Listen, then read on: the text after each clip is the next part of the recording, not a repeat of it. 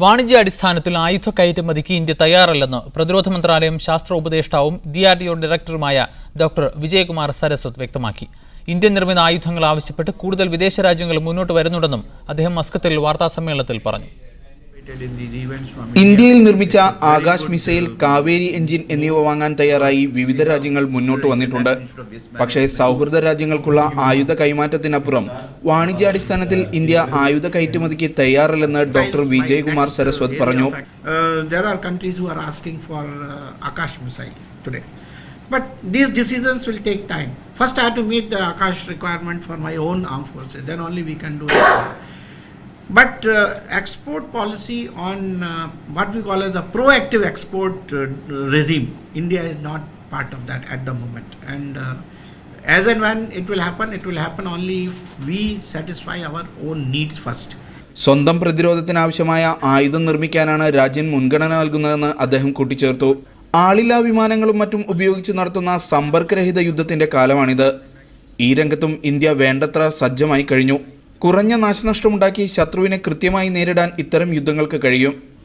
അതേസമയം cyber digital ഭീഷണികൾ ശക്തമായതിനാൽ പ്രവാസികൾക്ക് ഓൺലൈൻ വഴി വോട്ട് ചെയ്യാൻ കഴിയുന്ന സമ്പർക്കരഹിത പോളിംഗിന് ഇനിയും ദശകങ്ങൾ കാത്തിരിക്കേണ്ടി വരും. അണുനിലയങ്ങളിൽ ഉപയോഗിക്കുന്നതിനാവശ്യമായ തോറിയം വേർതിരിക്കുന്നതിന് കേരള തീരത്ത് പരിസ്ഥിതിക്ക് ആഘാതമില്ലാത്ത ഖനനമാണ് ആവശ്യമെന്നും അദ്ദേഹം പറഞ്ഞു.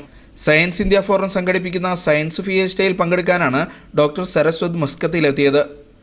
Vigyan Bharati secretary general AP ജയകുമാറും ഫോറം ഭാരവാഹികളും വാർത്താസമ്മേളനത്തിൽ പങ്കെടുത്തു. Shinu Shamsuddin, media 1, Muscat.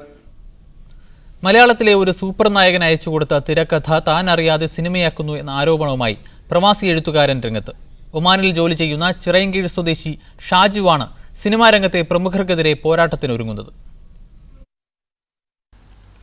2 വർഷം മുമ്പാണ് പ്രവാസി എഴുത്തുകാരനായ ഷാജു ചിറയൻകീഴ് തൻ്റെ പേർഷ്യ എന്ന തിരക്കഥ മലയാളത്തിലെ ഒരു സൂപ്പർ താരത്തിന് അയച്ചു കൊടുത്തത്. പക്ഷേ മറുപടിയൊന്നും ലഭിച്ചില്ല. എന്നാൽ മാസങ്ങൾക്ക് മുമ്പ് ഇതേ താരത്തെ നായകനാക്കി തൻ്റെ കഥാതന്തു ദേശീയ അവാർഡ് ജേതാവായ ഒരു സംവിധായകൻ സിനിമയാക്കുന്നു എന്ന വാർത്തകൾ പുറത്തുവന്നു. തിരക്കഥയെ പരിചയപ്പെടുത്തുന്നതിന് താൻ എഴുതിയ വൺലൈനർ വള്ളിപുള്ളി വ്യത്യാസമില്ലാതെയാണ് ഈ സംവിധായകൻ മാധ്യമങ്ങൾക്ക് മുന്നിൽ അവതരിപ്പിച്ചതെന്ന് ഷാജു പറയുന്നു. ഇക്കാര്യം ചൂണ്ടിക്കാട്ടി ഷാജു സൂപ്പർ താരത്തിന് ഒരു ഇമെയിൽ അയച്ചിരുന്നു. അതിന് പക്ഷേ മറുപടി വന്നു. ഞാൻ ഡയറക്ടറുമായിട്ട് സംസാരിച്ചിട്ട് അതിൻ്റെ നിങ്ങളുടെ കഥയുമായിട്ട് എന്തെങ്കിലും സാമ്യമുണ്ടെങ്കിൽ അതിൻ്റെ സിമിലാരിറ്റി മാറ്റാമെന്നാണ് ഈ ഇമെയിലിൽ അദ്ദേഹം സൂപ്പർ സ്റ്റാർ എനിക്ക് എഴുതിയിരിക്കുന്നത്. പത്തേമാരിയിൽ ഗൾഫിലേക്ക് പോയ ഒരു പ്രവാസിയുടെയും അയാളുടെ 3 തലമുറയുടെയും കഥയാണ് പേർഷ്യ. പ്രഖ്യാപിച്ച സിനിമയുടെ ഇതിവൃത്തവും ഇതുതന്നെ. എന്നാൽ ഷാജുവിൻ്റെ കഥയുമായി സിനിമയ്ക്ക് യാതൊരു ബന്ധവുമില്ലെന്ന് പറഞ്ഞ സംവിധായകൻ രൂക്ഷമായാണ് പ്രതികരിച്ചതത്രേ. അവരോടൊക്കെ എനിക്ക് അഭ്യർത്ഥിക്കാനുള്ളത്, എന്നോട് ഈ കാണിക്കുന്നത് നീതികേടാണ്. എന്നിൽ നിന്ന് ഇനിയും പുതിയ സൃഷ്ടികൾ അവർക്ക് പ്രതീക്ഷിക്കാം. അവർക്ക് ഉപയോഗമാകുന്ന തരത്തിൽ ഈ സൂപ്പർ സ്റ്റാറിന് വേണ്ടി തന്നെയാണ് ഞാൻ ഈ സ്ക്രിപ്റ്റ് എഴുതിയത്. തൻ്റെ തിരക്കഥയാണ് സിനിമയാകുന്നതെങ്കിൽ ഈ രംഗത്തെ അധികായരെ നിയമപരമായി തന്നെ നേരിടാനാണ് ഷാജുവിൻ്റെ തീരുമാനം. ഇതിനു മുന്നോടിയായി തിരക്കഥ പുസ്തക രൂപത്തിൽ പ്രസിദ്ധീകരിച്ചു കഴിഞ്ഞു. Shinu Shamsuddin, media 1, Muscat. സൗദിയിൽ കൊറോണ വൈറസ് വ്യാപകമായി റിപ്പോർട്ട് ചെയ്ത സാഹചര്യത്തിൽ ജിദ്ദ ഇന്ത്യൻ സോഷ്യൽ ഫോറത്തിന് കീഴിൽ സൗദി ആരോഗ്യ മന്ത്രാലയം, ഇന്ത്യൻ കോൺസുലേറ്റ്, അൽ അബീർ മെഡിക്കൽ സെന്റർ എന്നിവരുമായി സഹകരിച്ച് വ്യാപകമായ ബോധവൽക്കരണ ക്യാമ്പയിൻ സംഘടിപ്പിക്കുമെന്ന് ഭാരവാഹികൾ അറിയിച്ചു. ജിദ്ദ, മക്ക, മദീന എന്നിവിടങ്ങളിലെ പ്രവാസികൾ ഒരുമിച്ച് കൂടുന്ന പ്രദേശങ്ങൾ, പൊതുസ്ഥലങ്ങൾ എന്നിവ സന്ദർശിച്ച് ബോധവൽക്കരണം നടത്തും. ക്യാമ്പയിൻ ഉദ്ഘാടനം നാളെ വൈകുന്നേരം 7:30 ജിദ്ദ ആരോഗ്യ മന്ത്രാലയം ഓഡിറ്റോറിയത്തിൽ വെച്ച് ആക്ടിംഗ് കൗൺസിൽ ജനറൽ മുഹമ്മദ് നൂർ റഹ്മാൻ നിർവഹിക്കും.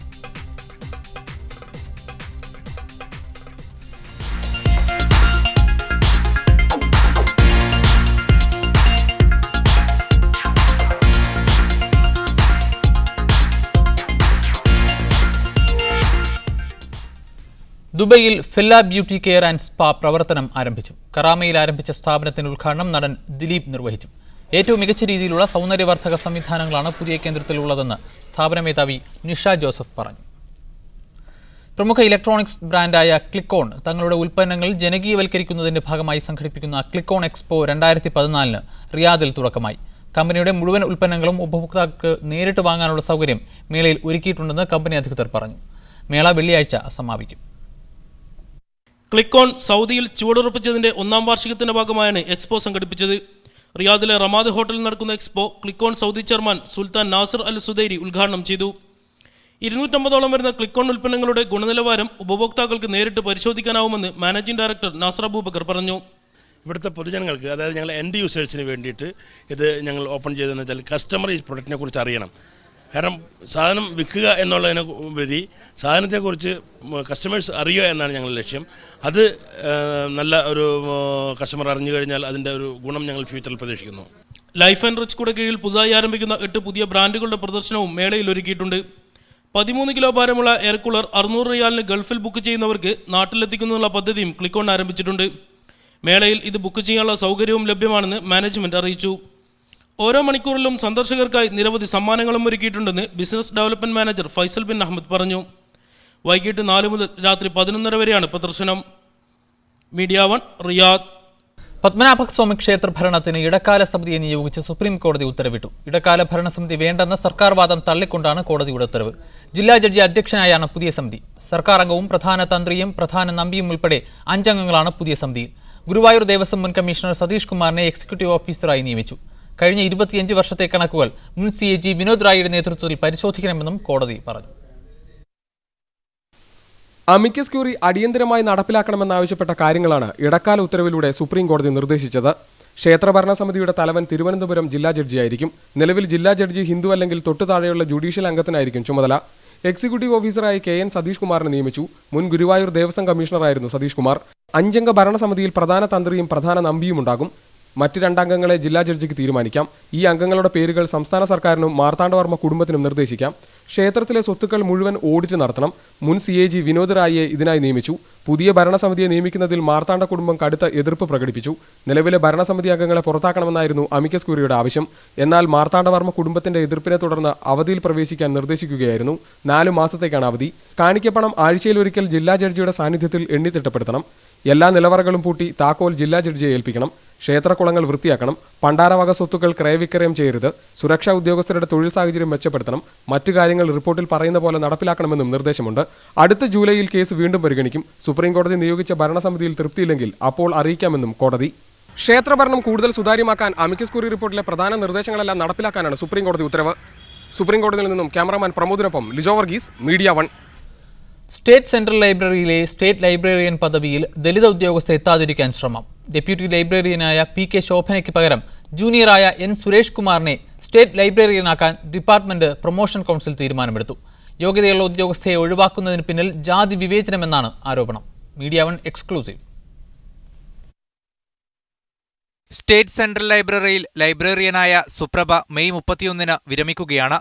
പുതിയ ലൈബ്രറിയനായി പരിഗണിക്കേണ്ടത് ഡെപ്യൂട്ടി ലൈബ്രറിയനായ PK ശോഭനയെയാണ്. എന്നാൽ ഇവർക്ക് പകരം ഇവരുടെ ജൂനിയറായ N സുരേഷ് കുമാറിനെ സ്റ്റേറ്റ് ലൈബ്രറിയനാക്കാനാണ് തീരുമാനിച്ചിരിക്കുന്നത്. പ്രമോഷനെക്കുറിച്ച് റിപ്പോർട്ട് സമർപ്പിക്കുന്ന higher level department promotion committee ഇന്ന് യോഗം ചേർന്നിരുന്നു. ദളിത് ഉദ്യോഗസ്ഥയായ PK ശോഭനയ്ക്കെതിരെ നിലവിലെ ലൈബ്രറിയനായ സുപ്രഭ നെഗറ്റീവ് റിപ്പോർട്ട് നൽകിയതാണ് സീനിയോറിറ്റി മറികടന്നുള്ള തീരുമാനമെടുക്കാൻ കാരണം. പ്രമോഷൻ തഴഞ്ഞുകൊണ്ടുള്ള റിപ്പോർട്ട് നൽകണമെങ്കിൽ അത്രയും ഗുരുതരമായ തെറ്റുകൾ നടത്തിയതായി തെളിഞ്ഞിരിക്കണം. ഇങ്ങനെയൊന്നും ഇല്ലാതെ ഈ ഉദ്യോഗസ്ഥയെ ഒഴിവാക്കിയതിനു പിന്നിൽ ജാതി വിവേചനമാണ് എന്നാണ് ആരോപണം. ദളിത് ഉദ്യോഗസ്ഥയായതിനാൽ തനിക്ക് വിവേചനം നേരിടുന്നുവെന്നും തന്റെ പ്രമോഷൻ അട്ടിമറിക്കാൻ ശ്രമിക്കുന്നതായും ശോഭനാകുമാരി മുഖ്യമന്ത്രിക്കും വിദ്യാഭ്യാസ മന്ത്രിക്കും പരാതി നൽകിയിരുന്നു. ഇതും തീരുമാനമെടുത്തതിന് പിന്നിലെ കാരണമാണെന്ന് വിലയിരുത്തപ്പെടുന്നു. പ്രമോഷൻ കമ്മിറ്റിയുടെ തീരുമാനം വിദ്യാഭ്യാസ മന്ത്രിയുടെ അംഗീകാരത്തോടെയാണ് നടപ്പിലാക്കുക. ലൈബ്രറി സയൻസിൽ റെഗുലർ PG നേടിയ ഉദ്യോഗസ്ഥയാണ് ശോഭന. നിലവിലെ ലൈബ്രറിയൻ സുപ്രഭ വിദൂര വിദ്യാഭ്യാസത്തിലൂടെ PG നേടിയവരാണ്. ഇപ്പോൾ പ്രമോഷനായി നിർദ്ദേശിച്ച സുരേഷ് കുമാർ ഈവനിംഗ് കോഴ്സ് വഴിയാണ് PG നേടിയത്. മുഹമ്മദ് അസ്ലം, മീഡിയ 1, തിരുവനന്തപുരം. മലപ്പുറം ജില്ലയിലെ കാക്കഞ്ചേരിയിൽ പ്രവർത്തിക്കുന്ന സിന്തൈറ്റ് ഇൻഡസ്ട്രീസ് ലിമിറ്റഡ് പ്രദേശവാസികളുടെ സ്വൈരജീവിതം ദുരിതപൂർണ്ണമാക്കുന്നു. ഇവിടെ നിന്ന് പുറത്തുവിടുന്ന വിഷവായു ശ്വസിച്ച് നിരവധി പേർ മാരക രോഗികളായി മാറി. അധികൃതരോട് പലവട്ടം പരാതിപ്പെട്ടിട്ടും ഫലം കാണാതെ വന്നതോടെ ശക്തമായ പ്രക്ഷോഭത്തിനൊരുങ്ങുകയാണ് നാട്ടുകാർ. കൊണ്ടോട്ടി താലൂക്കിലെ പള്ളിക്കൽ ചേലേമ്പ്ര പഞ്ചായത്തുകളുടെ അതിർത്തിയിലാണ് ഈ ഫാക്ടറി സ്ഥിതി ചെയ്യുന്നത്. ഇവിടെ നിന്നും പുറത്തുവിടുന്ന വിഷാംശം കലർന്ന പുക പ്രദേശത്തെയാകെ രോഗാതുരമാക്കി മാറ്റിയിരിക്കുകയാണ്. ജലസ്രോതസ്സുകളെല്ലാം മലിനമായി. പരിസരത്തെ 35ഓളം കിണറുകളാണ് ഉപയോഗശൂന്യമായി കിടക്കുന്നത്. കടുത്ത ദുർഗന്ധം കാരണം വീടുകളുടെ ജനാലകൾ പോലും തുറന്നിടാനാവുന്നില്ല. ഈ കമ്പനി പരിസരം, ഞങ്ങൾ താമസിക്കുന്ന സ്ഥലം ഒരു ദുരന്ത ഭൂമിയായിട്ടാണ് ഞങ്ങൾക്ക് അനുഭവപ്പെടുന്നത്. ശ്വാസതടസ്സം, ഛർദ്ദിക്കാൻ മറയൽ, പല രോഗങ്ങളും. ക്യാൻസറും ആസ്തമയും ത്വക്ക് രോഗങ്ങളും പടർന്നു പിടിക്കുകയാണ് ഇവിടെ. ചികിത്സ ഫലിക്കാതെ വരുമ്പോൾ മാറി താമസിക്കാനാണ് ഡോക്ടർമാർ നിർദ്ദേശിക്കുന്നത്. നമ്മുടെ ഉപ്പ ശ്വാസകോശത്തിൽ ക്യാൻസറായിട്ടാണ് മരിച്ചത്. അത് പറഞ്ഞാൽ ഇവിടെ വീട്ടിലേക്ക് വരുമ്പോൾ പനി ഉണ്ടാവും, പിന്നെ ഹോസ്പിറ്റലിൽ നിന്ന് പനി പ്രശ്നം വരില്ല. ഇവിടെ എത്തിയ കഴിഞ്ഞാൽ അധികം കൂടിയ. അതേമാതിരി നമ്മളെ 2 കുട്ടികൾ ചെറുപ്പത്തിൽ തന്നെ ഹാർട്ട് പ്രശ്നമായിട്ടാണ് മരിച്ചത്. ആരോഗ്യവകുപ്പിന്റെ മുന്നറിയിപ്പ് പോലും അവഗണിച്ചാണ് കമ്പനി പ്രവർത്തിപ്പിക്കാൻ അധികൃതർ ഒത്താശ ചെയ്തു കൊടുക്കുന്നത്. 200 മീറ്റർ ചുറ്റളവിൽ ജനവാസം പാടില്ലെന്ന് വ്യവസ്ഥ ചെയ്യുന്ന റെഡ് കാറ്റഗറിയിൽപ്പെടുന്ന സ്ഥാപനമാണിത്. എന്നാൽ നിയമങ്ങളൊക്കെയും അട്ടിമറിച്ചാണ് ജനങ്ങൾ തിങ്ങിപ്പാർക്കുന്ന പ്രദേശത്ത് കമ്പനി പ്രവർത്തിപ്പിക്കുന്നത് എന്നാണ് നാട്ടുകാരുടെ ആരോപണം. ഒരു പ്രദേശത്തെ മുഴുവൻ രോഗാതുരമാക്കിയാണ് ഈ കമ്പനി ഇവിടെ പ്രവർത്തിക്കുന്നത്. അധികൃതരോട് നിരവധി തവണ പരാതിപ്പെട്ടു, നിരവധി സമരപരിപാടികൾ സംഘടിപ്പിച്ചു, എന്നാൽ ഒന്നും ഫലം കണ്ടില്ല. ഒടുവിൽ മരണം വരെ നിരാഹാര സമരത്തിനൊരുങ്ങുകയാണ് ഈ പ്രദേശത്തുകാർ. കാക്കഞ്ചേരിയിൽ നിന്നും ക്യാമറ പേഴ്സൺ മോഹനിഷിനൊപ്പം ജലീൽ പടന്ന, മീഡിയ 1. കേരളത്തിൽ റെയിൽവേ ഗതാഗതം ഭാഗികമായി സ്തംഭിച്ചു. എറണാകുളം ഭാഗത്ത് പാത ഇരട്ടിപ്പിക്കൽ ജോലികൾ നടക്കുന്നതിനാൽ പല ട്രെയിനുകളും മണിക്കൂറുകളോളം വൈകിയാണ് സർവീസ് നടത്തുന്നത്. ഇത് റെയിൽ യാത്രക്കാരെ ഏറെ ദുരിതത്തിലാക്കി. കോട്ടയം ഭാഗത്തേക്കുള്ള പാത ഇരട്ടിപ്പിക്കലിന്റെ ജോലികൾ നടക്കുന്നതാണ് റെയിൽ ഗതാഗതം തടസ്സപ്പെടാൻ ഇടയാക്കിയത്. എറണാകുളം നോർത്ത് മുതൽ തൃപ്പൂണിത്തുറ വരെയുള്ള പാത ഇരട്ടിപ്പിക്കൽ ജോലി കഴിഞ്ഞ കുറച്ച് ദിവസങ്ങളായി നടന്നുവരികയാണ്. രാവിലെ മുതലാണ് ട്രെയിൻ ഗതാഗതം ഭാഗികമായി നിയന്ത്രിച്ചുകൊണ്ട് പ്രവൃത്തികൾ തുടങ്ങിയത്. ഇതുമൂലം എറണാകുളം റൂട്ടിൽ സർവീസ് നടത്തുന്ന എല്ലാ ട്രെയിനുകളും അരമണിക്കൂർ മുതൽ 3 മണിക്കൂർ വരെ വൈകിയോടി. മിക്ക ട്രെയിനുകളും വിവിധ സ്റ്റേഷനുകളിൽ പിടിച്ചിടേണ്ടി വന്നു. ചില ട്രെയിനുകൾ റെയിൽവേ റദ്ദാക്കിയിട്ടുണ്ട്. ഇത് ദീർഘദൂര യാത്രക്കാരെ ഏറെ പ്രയാസത്തിലാക്കി. എന്നാൽ പാത ഇരട്ടിപ്പിക്കൽ ജോലി നടക്കുന്നതിനാൽ ട്രെയിനുകൾ വൈകി മാത്രമേ സർവീസ് നടത്തുകയുള്ളൂവെന്ന് നേരത്തെ അറിയിച്ചിരുന്നുവെന്നാണ് റെയിൽവേയുടെ വിശദീകരണം. മീഡിയ 1 കൊച്ചി. ഇന്ത്യയിൽ കുട്ടികളുടെ വിദ്യാഭ്യാസത്തിന് തടസ്സമാകുന്നത് ജാതിയുടെയും മതത്തിന്റെയും അടിസ്ഥാനത്തിലുള്ള വിവേചനമാണെന്ന് അന്താരാഷ്ട്ര മനുഷ്യാവകാശ സംഘടനയായ ഹ്യൂമൻ റൈറ്റ്സ് വാച്ചിന്റെ റിപ്പോർട്ട്. രാജ്യത്തെ 4 സംസ്ഥാനങ്ങളിൽ നടത്തിയ പഠനത്തിന്റെ അടിസ്ഥാനത്തിലാണ് റിപ്പോർട്ട് തയ്യാറാക്കിയത്. ജാതിയുടെയും മതത്തിന്റെയും പേരിൽ സ്കൂളുകളിൽ അപമാനിക്കപ്പെടുന്നതിനാൽ ചില സമൂഹങ്ങൾക്ക് വിദ്യാഭ്യാസം തന്നെ നിഷേധിക്കപ്പെടുന്നതായാണ് സംഘടനയുടെ വിലയിരുത്തൽ. ദലിതരും ആദിവാസികളും മുസ്ലിങ്ങളുമാണ് മുഖ്യമായും വിവേചനം നേരിടുന്നത്. ദലിതരെയും ആദിവാസികളെയും മറ്റു കുട്ടികളോടൊപ്പം ഇരുത്താറില്ല. ഈ വിഭാഗങ്ങളിലെ എല്ലാ കുട്ടികളെയും പ്രായഭേദമില്ലാതെ ഒരേ ക്ലാസ്സിലിരുത്തിയാണ് പഠിപ്പിക്കുന്നത്. മാത്രമല്ല, ഇവരെ ജാതിപ്പേര് പറഞ്ഞ് ആക്ഷേപിക്കുകയും ചെറിയ തെറ്റുകൾക്ക് വരെ വലിയ ശിക്ഷ നൽകുകയും ചെയ്യുന്നു. സഹപാഠികളിൽ നിന്നും ഇവർക്ക് അപമാനം നേരിടേണ്ടി വരുന്നു. ഇത് കാരണം കുട്ടികൾ സ്കൂളിൽ പോകാൻ മടിക്കുകയും UP കഴിയുന്നതോടെ സ്കൂൾ പഠനം പൂർണ്ണമായി ഉപേക്ഷിക്കുകയും ചെയ്യുന്നു. മുസ്ലിങ്ങളോടുള്ള വിവേചനം മറ്റൊരു തരത്തിലാണ്. സ്കൂൾ ലീഡർ പോലുള്ള പദവികളിൽ തിരഞ്ഞെടുക്കാതെയും പാഠ്യേതര പ്രവൃത്തികളിൽ നിന്ന് മാറ്റി നിർത്തിയുമാണ് ഇവരോട് അധ്യാപകർ വിവേചനം കാട്ടുന്നത്. പെൺകുട്ടികളാണ് വിദ്യാഭ്യാസത്തിൽ ഏറെ പിന്നാക്ക സമുദായങ്ങളിലെ പെൺകുട്ടികൾ ഹൈസ്കൂളിൽ പോകുന്നത് കുറവാണ്. സുരക്ഷയെ കരുതി ഇവരെ നേരത്തെ വിവാഹം ചെയ്ത് വിടുന്നതാണ് ഒരു കാരണം. വിവേചനം തടയാനോ ഉത്തരവാദപ്പെട്ടവർക്കെതിരെ നടപടി സ്വീകരിക്കാനോ ജില്ലാ സംസ്ഥാന ഭരണകൂടങ്ങൾ തയ്യാറാകുന്നില്ലെന്നും റിപ്പോർട്ടിൽ വിമർശമുണ്ട്.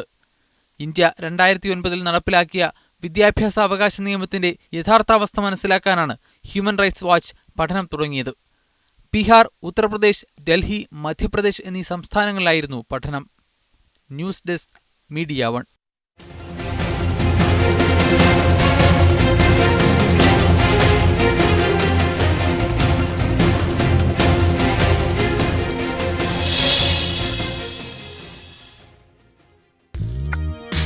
Aston India Vote 2014 brought to you by Aston Realtors. ലോക്സഭയിലേക്കുള്ള 6ാം ഘട്ട വോട്ടെടുപ്പ് അവസാനിച്ചു. 11 സംസ്ഥാനങ്ങളിലും ഒരു കേന്ദ്രഭരണ പ്രദേശങ്ങളിലുമായി 117 സീറ്റുകളിലായിരുന്നു ഇന്ന് ജനവിധി. 5 മണ്ഡലങ്ങളിൽ വോട്ടെടുപ്പ് നടന്ന ബംഗാളിൽ 70% മുകളിൽ പോളിംഗ് രേഖപ്പെടുത്തി. തമിഴ്നാട്, മധ്യപ്രദേശ് സംസ്ഥാനങ്ങളിൽ 60% മുകളിലാണ് പോളിംഗ്. അതേസമയം ബീഹാറിലും രാജസ്ഥാനിലും മഹാരാഷ്ട്രയിലെ മുംബൈ നഗരത്തിലും കുറഞ്ഞ പോളിംഗ് ആണ് നടന്നത്. BJPയുടെ പ്രധാനമന്ത്രി സ്ഥാനാർത്ഥി നരേന്ദ്രമോദി വാരണാസിയിൽ നാമനിർദ്ദേശ പത്രിക സമർപ്പിച്ചു. BJP പ്രവർത്തകർ വൻ സ്വീകരണമാണ് അദ്ദേഹത്തിന് വാരണാസിയിൽ നൽകിയത്. വൻ ജനാവലിയുടെ സാന്നിധ്യത്തിൽ ബനാറസ് ഹിന്ദു യൂണിവേഴ്സിറ്റിയിലെ മദൻ മോഹൻ മാളവിയയുടെ പ്രതിമയിൽ പുഷ്പാർച്ചന നടത്തിയ ശേഷം പ്രകടനമായെത്തിയാണ് മോദി പത്രിക നൽകിയത്. മോദിക്ക് അഭിവാദ്യം അർപ്പിക്കാൻ അയൽ സംസ്ഥാനങ്ങളിൽ നിന്നും BJP പ്രവർത്തകർ വാരണാസിയിലെത്തിയിരുന്നു. AAP നേതാവ് അരവിന്ദ് കെജ്രിവാളും കോൺഗ്രസിന് വേണ്ടി അജയ് റായിയുമാണ് വാരണാസിയിൽ മത്സരിക്കുന്നത്. ഗുജറാത്തിലെ വഡോദരയിൽ മോദി നേരത്തെ പത്രിക നൽകിയിരുന്നു. അവസാനഘട്ടമായ മെയ് 12-നാണ് വാരണാസിയിലെ